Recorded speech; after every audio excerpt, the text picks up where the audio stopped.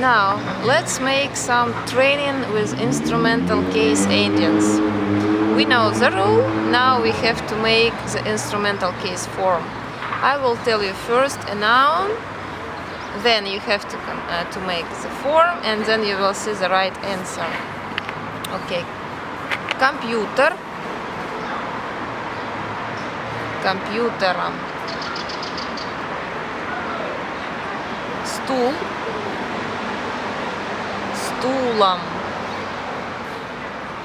Телефон. Телефоном. Музей. Музеем.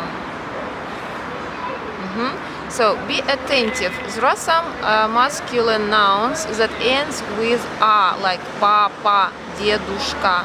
For all that nouns, we have to use the rule for feminine gender, not for masculine. Okay? Платье. Платьем. Золото. Золотом. So, you see, it is very easy. Om-M. Okay, thanks for your attention. Keep watching my videos. Пока.